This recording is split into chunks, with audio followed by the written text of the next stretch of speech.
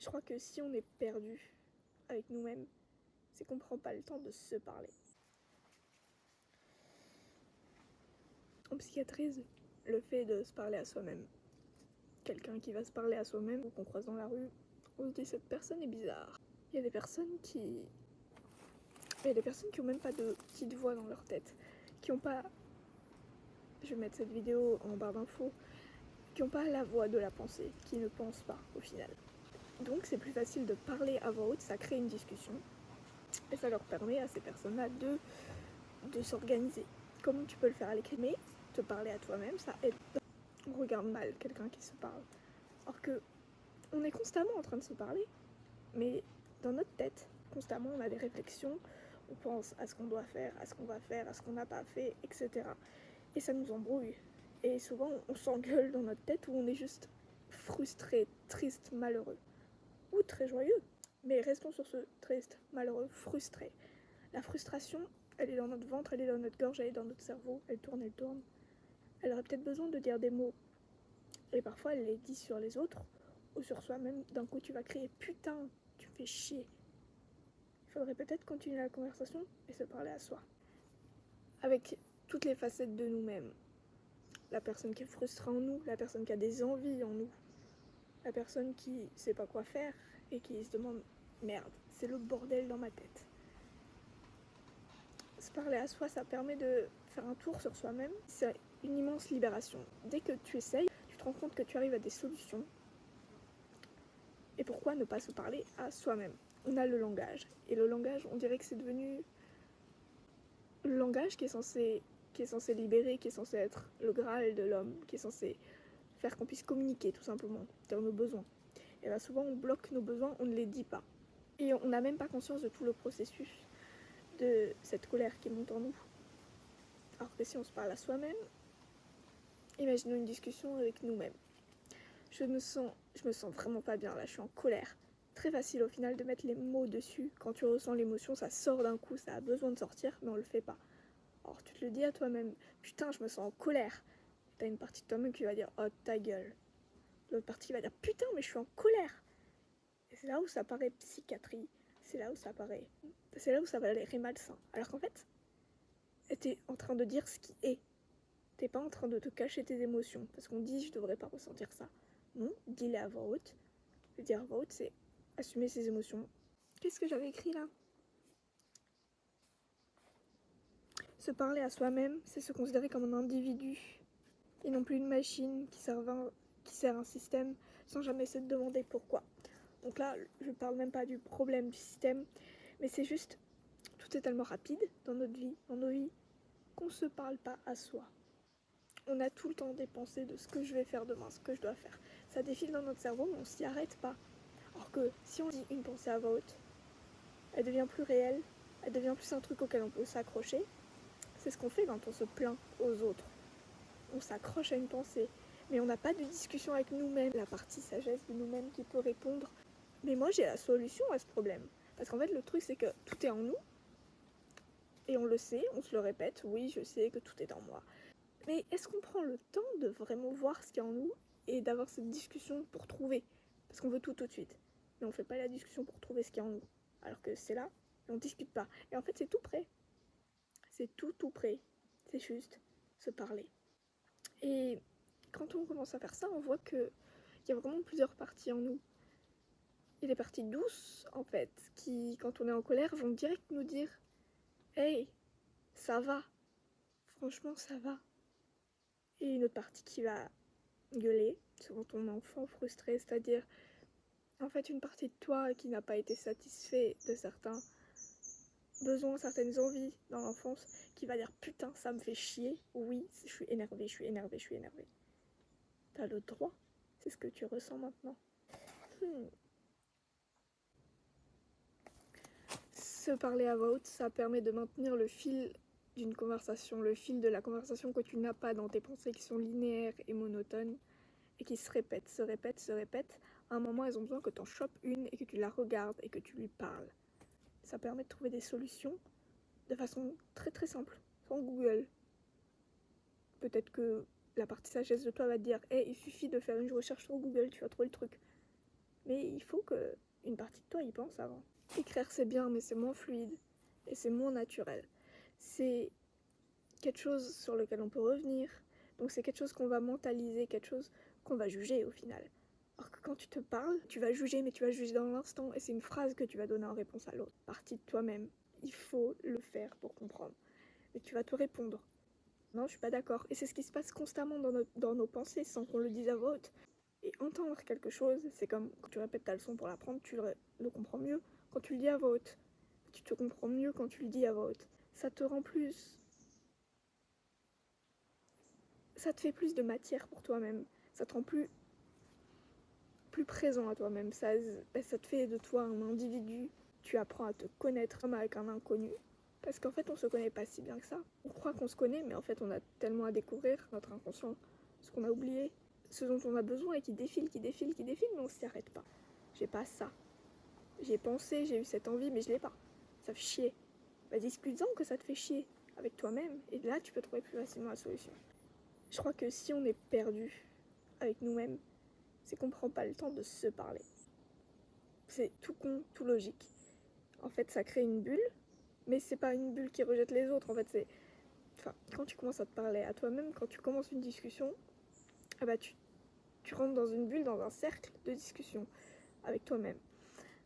Comment expliquer ça? C'est pas que tu te renfermes sur toi-même, au contraire, je cherche le mot. Tu te recentres, point, tu te recentres. Dès que tu vas commencer à discuter avec toi-même, t'as une voix qui va te dire « Putain, c'est trop con ». Et tu vas la dire à voix haute, tu vas te rendre compte que cette voix qui t'accuse de te parler à toi-même, bah elle est en train de te parler à toi-même, cette voix. Par derrière, tu vas aussi avoir la sagesse qui dit « Hey, cool ». Et tu vas aussi avoir l'autre qui dit « Trop con, putain, trop con ». La colère, moqueur, la colère.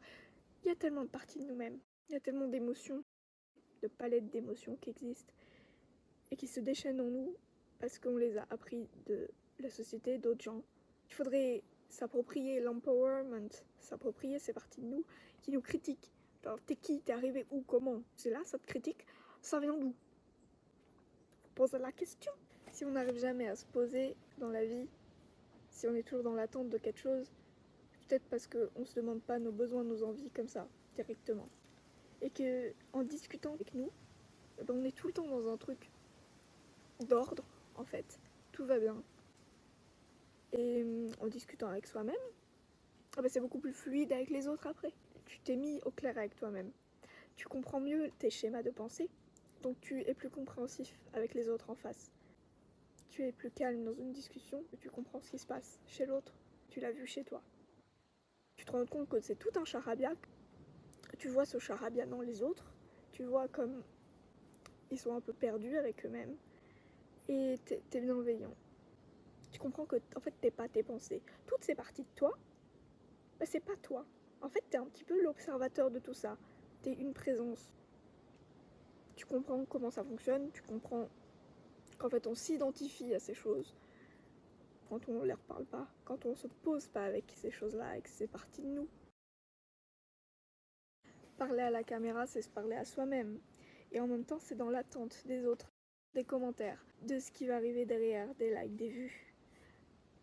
Mais en fait, ce qui serait bien, ça serait juste d'offrir ça et d'être dans le moment, de se parler à soi-même, d'avoir une discussion avec soi-même et de se faire réfléchir soi-même. Tu fais mieux réfléchir les autres et tu es plus dans quelque chose de sincère, t'es pas dans une attente.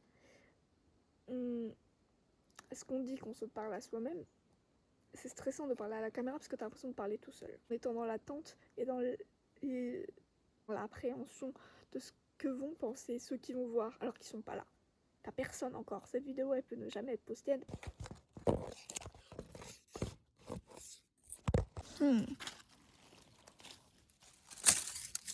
J'aurais vachement été frustrée si ça avait coupé.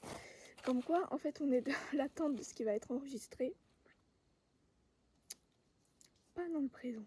En fait, quand on parle à la caméra et qu'on attend... Ouh, je commence à avoir le soleil dans les yeux. Agréable, j'aime bien. Qu'est-ce que je disais? Quand tu es dans l'attente de ce que vont dire les autres derrière la caméra, tu es dans l'attente de te comprendre toi-même. Tu t'es frustré, t'es impatient de te comprendre, de te voir et d'essayer par là de te comprendre. au lieu de te parler directement à toi. L'important, c'est donc de se connaître avant de parler aux autres. Au final, c'est quelque chose qui va ensemble. Tu nais, tu parles aux autres. Ça serait bien que on nous apprenne à nous parler et qu'on ne psychiatrise pas ça, parce que c'est peut-être la plus grande culpabilité et la plus grande peur de l'être humain, d'être pris à se parler avec lui-même et de commencer à se parler à lui-même. C'est la solitude extrême, c'est la folie, c'est la déchéance. On sait tout ça, en fait. On l'entend, c'est dans les films. Alors que se poser avec soi-même et se parler avec bienveillance.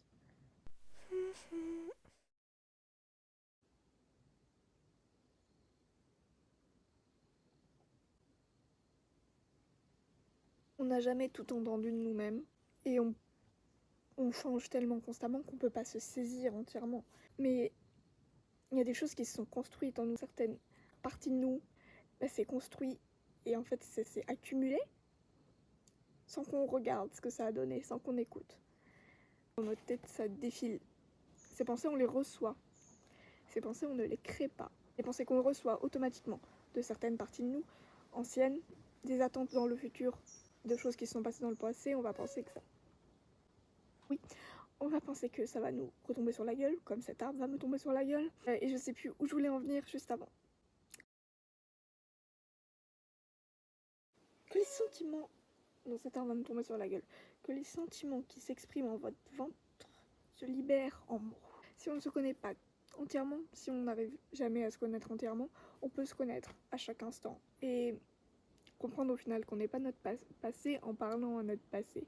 Au lieu de sauter sur les divertissements, c'est très intéressant les divertissements, c'est pour s'amuser authentiquement, on le fait. Évidemment, il y a une part de nous qui nous en veut de faire ça, de sauter sur Netflix, sur Instagram, sans prendre le temps de savoir soit ce qu'on veut vraiment. Et cette partie-là, les frustrés, on lui parle pas, et faut lui parler.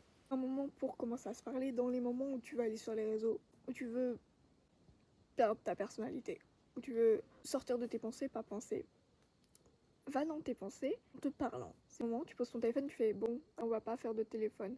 Pourquoi on va pas faire de téléphone? J'ai envie de faire du téléphone. Alors pourquoi ça m'énerve cette addiction? Mais d'où ça vient? Mais j'en sais pas moi d'où ça vient. J'ai besoin d'en sortir. T'as besoin d'en sortir? Ouais, j'ai besoin d'en sortir. On peut pas y arriver. Mais peut-être qu'on peut y arriver. Mais j'en sais rien moi.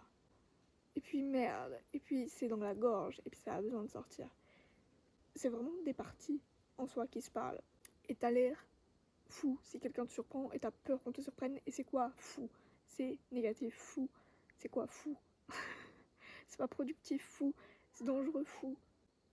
Souvent on est éloigné des autres quand on parle, on les juge. Comme on est éloigné de soi quand on pense. On repense, on met des pensées par-dessus les pensées et on se juge. Parlons. Parce que si c'est difficile d'être honnête avec les autres, qu'on a peur de blesser les autres, aussi on a peur de voir des vérités en nous. On a peur de les sentir, on a peur de les déclencher. C'est beaucoup moins difficile. C'est beaucoup moins difficile parce que c'est soi-même. C'est difficile, c'est beaucoup moins difficile. Parce que on a mis une séparation avec les autres, comme on se sépare constamment de nous, ne nous parlons pas. Mais c'est beaucoup plus facile de commencer par soi.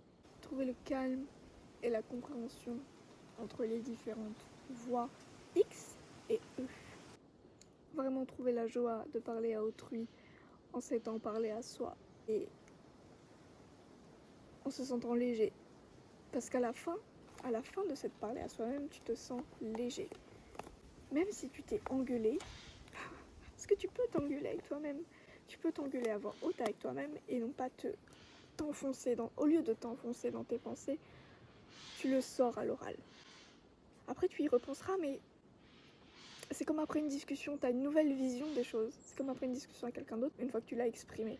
Autre chose, il y a eu d'autres pensées, enfin d'autres solutions qui sont venues par-dessus. Ou d'autres problèmes, mais t'as avancé.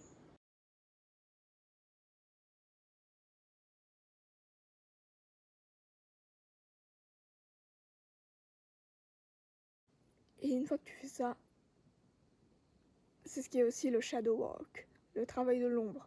C'est se poser des questions sur des choses en nous. Souvent ça à l'écrit. C'est donc se répondre sans juger les parties de nous-mêmes qui répondent, l'ombre, les parties cachées de nous, nos frustrations, nos envies qui nous font peur, souvent. Mais tu peux les dire direct, tu peux les dire maintenant. Évidemment, il n'y a pas tout qui va surgir, ça va être tes pensées du moment. ça peut dévier sur des terrains que tu n'aurais pas imaginé, qui se seraient pas développés quand tu serais passé à une autre pensée dans ta tête, sans t'attarder sur celle-là qui pourtant t'a fait souffrir. Et ça n'a aucun sens que tu y aies repensé comme ça juste pour te faire souffrir. Hop là. C'est que le problème, il peut être résolu à ce moment-là. La culpabilité. Culpabilité, pourquoi t'es là? Parce que je suis là. Mais pourquoi t'es là? Parce que je suis là. Et ça peut marcher comme ça peut aller comme ça. Et qu'est-ce qu'elle a à dire, la culpabilité? Et elle a vraiment quelque chose à dire. Elle a vraiment, vraiment quelque chose à dire. En vrai, pour commencer à se parler, la méthode, c'est tu chopes une phrase que tu es en train de penser et tu la dis à voix haute. Tu dis la réponse à cette pensée et les émotions tournicotent. Les émotions font bouh et ça peut te mettre très en colère. Ça peut te frustrer très fort de te parler à toi-même parce que tu te dis putain, c'est fou, qu'est-ce que je fais? La monétisation et tout, c'est putain, j'ai pas de monétisation, mais admettons que j'ai une monétisation. Ton cerveau, il va te faire croire qu'il y a des problèmes toujours. Pourtant, là, il n'y en a pas. Il n'y en a pas. C'est TikTok d'une nana qui disait parlez-vous à vous-même. Et j'ai bugué. Et j'ai fait oui, ça fait du bien. Ça fait énormément de bien. D'un coup, tu t'arrêtes sur toi-même. Donc, quand on se parle pas beaucoup soi-même, c'est difficile après de parler à une caméra. Ou à quelqu'un même. Mon cerveau là me dit que c'est stupide, mais c'est bien quelqu'un d'autre qui me parle à moi. Pas quelqu'un d'autre, mais une autre partie de moi. Cette peur de la psychiatrie. Bon, la spiritualité surtout, c'est fou. Je parle plus forcer le vent. N'importe pas, tu tiens. Lancez-vous à top départ et exprimez votre première pensée.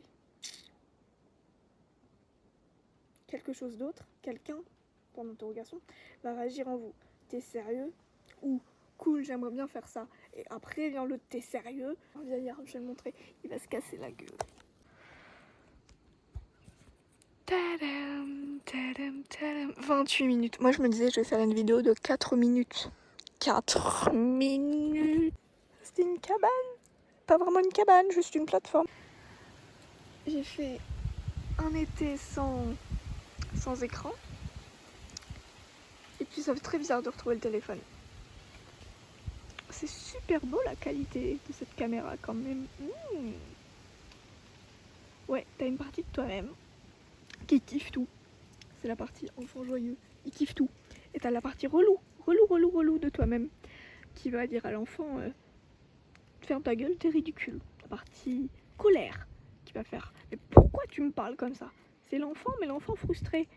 C'est un peu une autre partie de l'enfant, tu vois. C'est ce qui a été frustré dans l'enfance. Et l'enfant joyeux, c'est ce qui reste de cet enfant qui veut s'exprimer et qui est toujours là.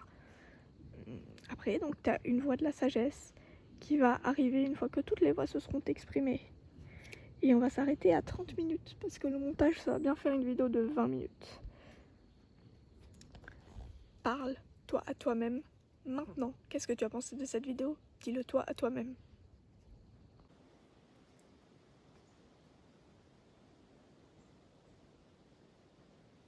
Tout calculer, tout prévoir. Je sais très bien m'analyser.